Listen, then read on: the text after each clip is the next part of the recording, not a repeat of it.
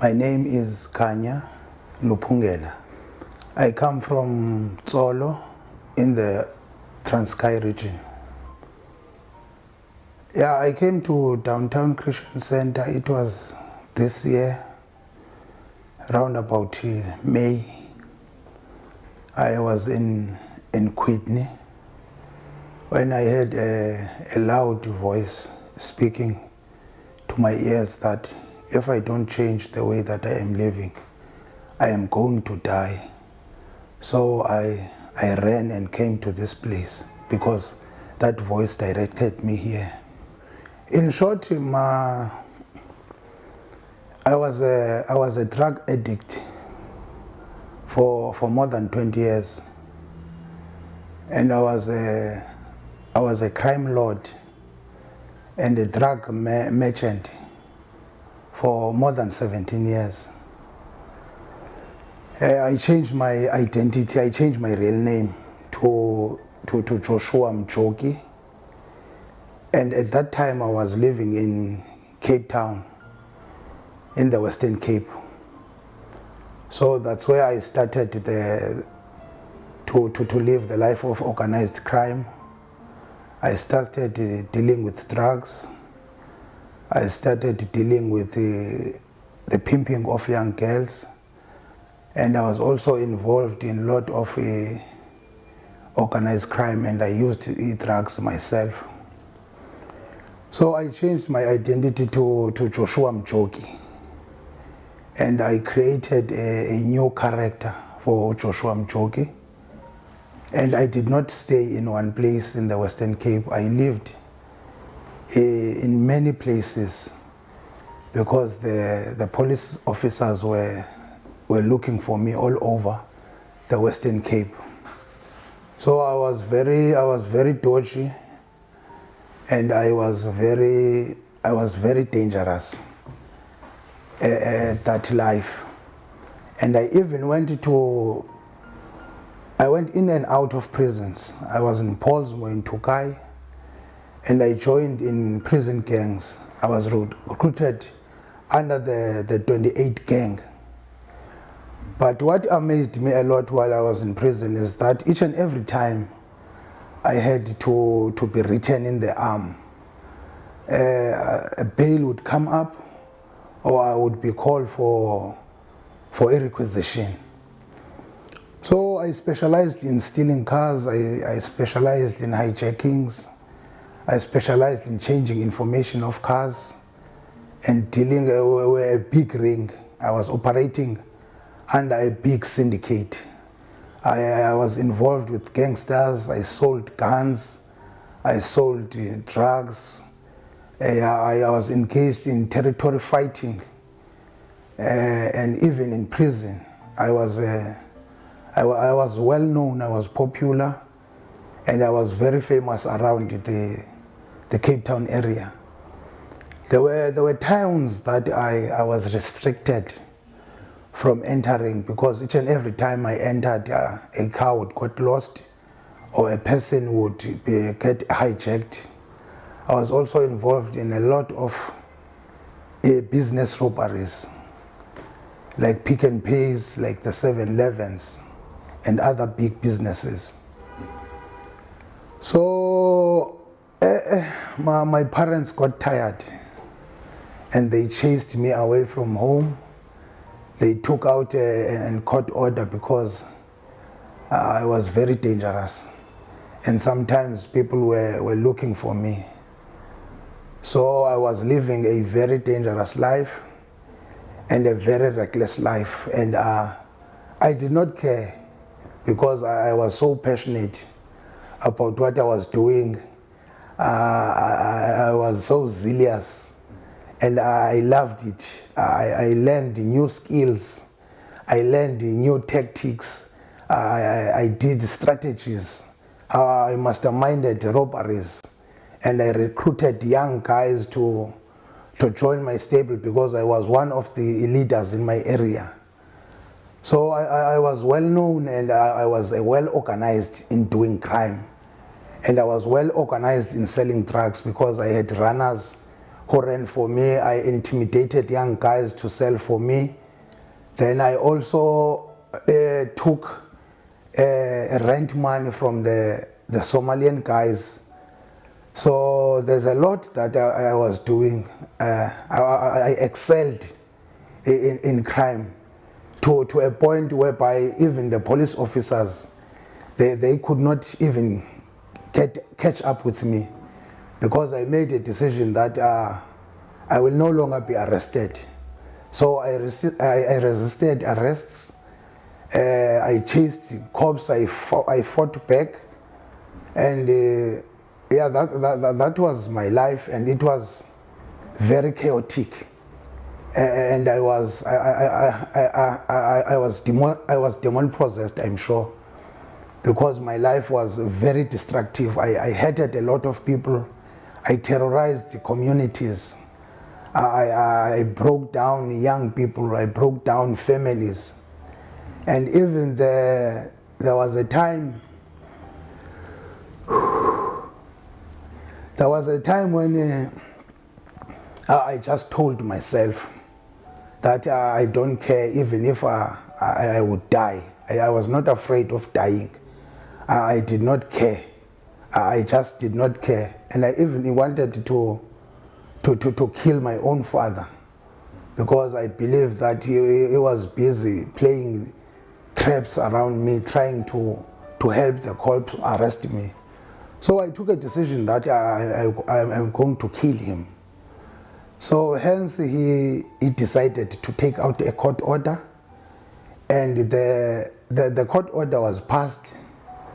I was not allowed to go home, and no one wanted to take me in, and I was all alone. The guys that I used to work with, most of them died. The two that I know about, they are serving 7 life terms in prisons in the Cape Town area. So my life has been, I've tasted death. I've smelled it and I've tasted it, and I did not care. So what happened is that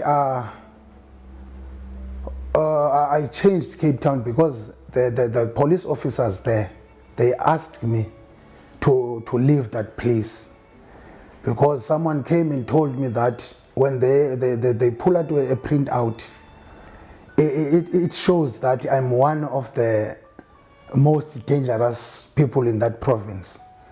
So they came and sat with me down.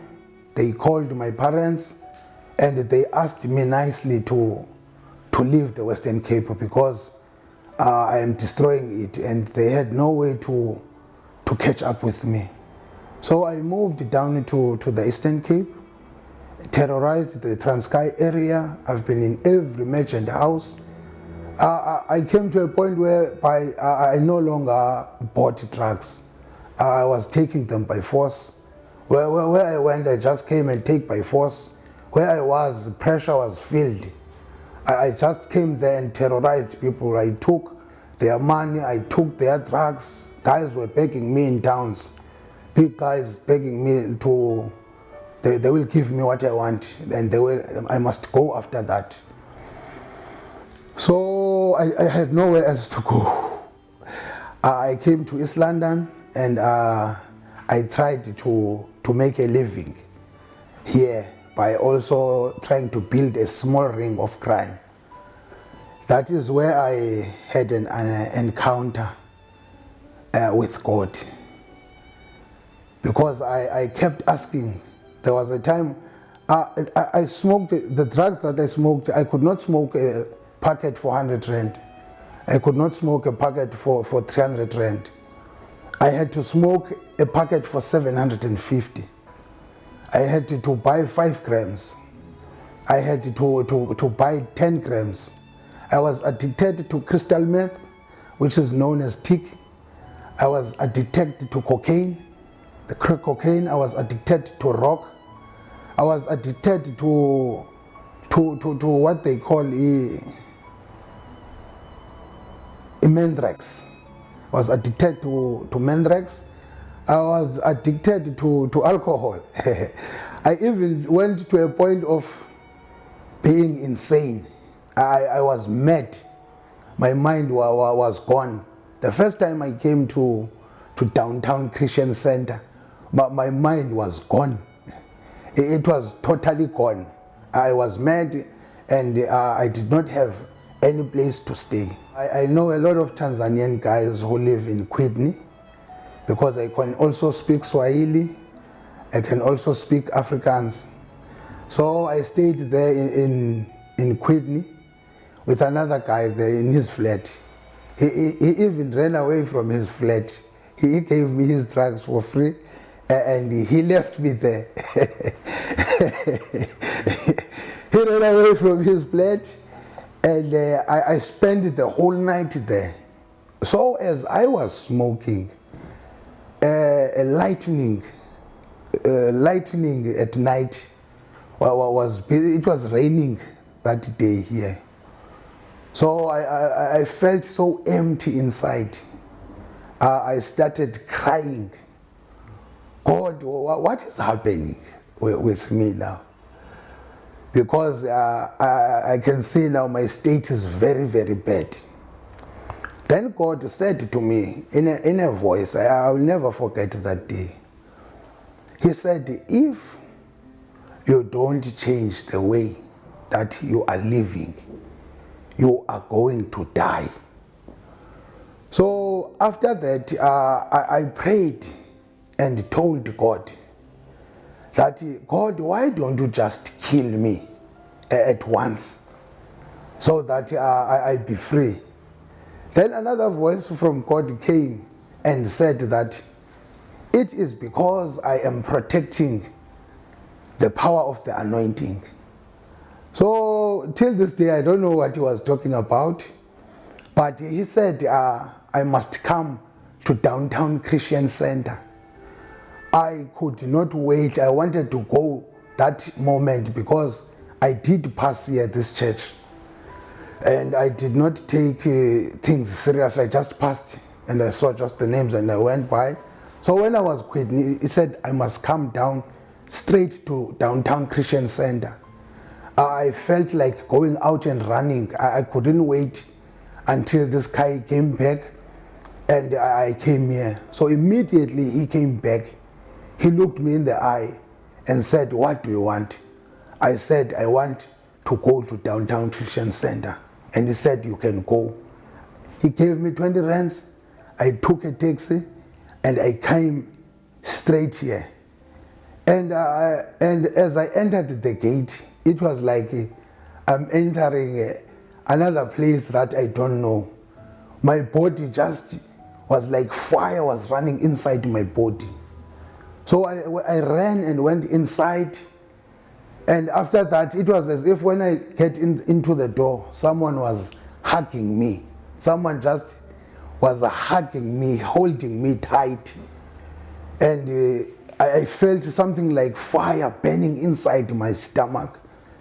And I cried to God. And God, because the only thing when I had when I was coming here, I was praying that even if I die today, God, can I please die in your hands? Even if I die, can I please die in your hands?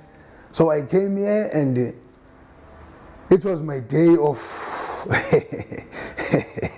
it's a day I'll never forget. It's a day I met with God. It's a day that God touched my life. It's a day that I started to see things differently. And at that time, I left my bags with someone in Amalinde. So after I sat for some time here, and Papa Mel came and made a prayer with me to accept Christ. And after that, they made an appointment with Tata Mtwa, and they told me to come back tomorrow. And it was Sunday. That day was Saturday when I was here. So I went back to the place that I left my bags. That guy chased me away there. I found his family was already there from the Eastern Cape. saying that he does not know how he's going to chase me, so I must take my bags and go.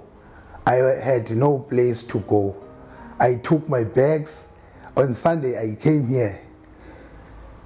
When I felt like I wanted to sleep here. I wanted not to go out of this place. So I bought my bags on Sunday and told that they have chased me away. And he said I must attend the church service. I attended the church service. And after the church service, they tried finding a place for me, but they could not. So I was still stranded. Then Tatumtua went with me to Vincent and took out 300 rands and gave me to go back to my home.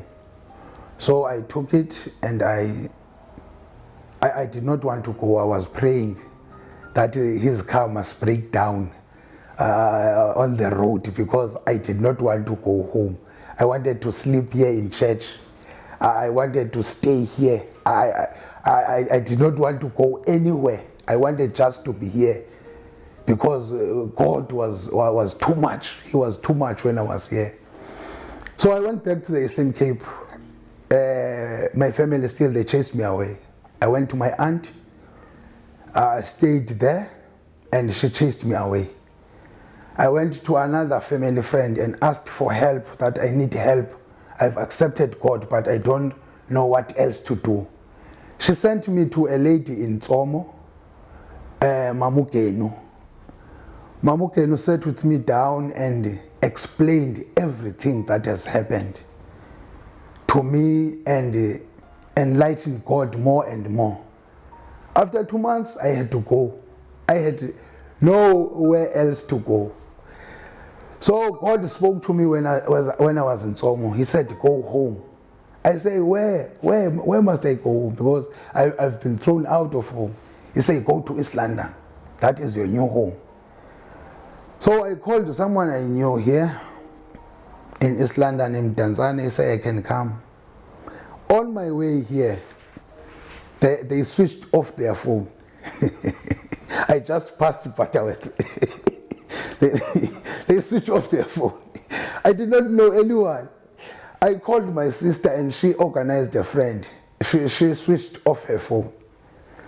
I reached East London. I called a guy I knew from KZN a long time ago, and he said he can only take for me for 1 day. It was Friday night, so I stayed with him for Saturday. Sunday, I was back to square one, no place to stay.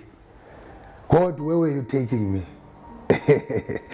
I came to church, I took my bags, and I went down here to Southern Wood at the garage PP. I asked them to keep the bags, and I came to church and I attended the service. Where after the service I met Pastor Lundi. He took my paper and asked, where do you stay? I told him I don't have any place to stay. So out of concern, I could see he was concerned. He said, let us pray for a place to stay. As I was coming, I saw a paper on a tree. So as he was praying about a place to stay, God directed me to go and take the phone number on that tree. After church, I got out of here and I went straight to that tree. I made a phone call to that number. And they said they have a place for me. And I told them I don't have enough money. They said I must come with the money that I have. So I went and I paid that place. I had 1 loaf of bread, brown bread. I had 1 fusion. I had 1 movati. So that's all I had. And I went there. They welcomed me nicely there. And I started staying there and attending church, and I was so happy because God has answered that prayer that Pastor Lund made. And 4 days down the line, my sister called me, my young sister, telling me that she has deposited some money for me to buy grocery. So I bought grocery, bearing in mind that when the life of crime was over, I was left with nothing. 1 car that I had, 2 months before I came here, my brother sold it. and gave all the money to my mother. So I came out with nothing. I came out with only one trouser. I came out with only one trouser. The trouser that I'm wearing here today. And that does not make me to be ashamed, because God has rescued my life. God has helped me. God is busy with my life, and the joy that I'm having right now is a joy that I cannot explain. There's a great joy in my life. I have a peace of mind. I am at peace with myself. I have reconnected with my family. I have reconciled with my brothers and sisters. My parents have started calling me again now. They've welcomed me back. They are busy trying to cancel the court order. And I'm in downtown Christian Center now. I'm happy. Everything is just going. Even it's going in a way that I did not even plan. God is surprising me each and every day. So the last surprise that God gave me while I was here, on Sunday, it was a baptismal, water baptismal. So I went for a water baptismal, and I'm positive sure that God is in my heart, and I am positive sure that He is speaking to me on a daily basis. And I am positive sure that He is cleansing me on a daily basis. So what happened is that after being baptized, I went into that water, and I was buried. The old guy was buried there. When I rose up again, I felt like a newborn baby. I felt like a newborn baby. I could feel the change inside, and I've been embracing that change since that day. So I went for I had no not even a single document with me. So I have now made up temporal ID, temporal license, temporal senior certificate. Everything is coming back. God is restoring me. And on Monday, after baptismal, I went to seek for a job. As I am speaking now, they called me this morning and told me that I'm just waiting to be tested. So God is amazing. God is good. God has delivered me.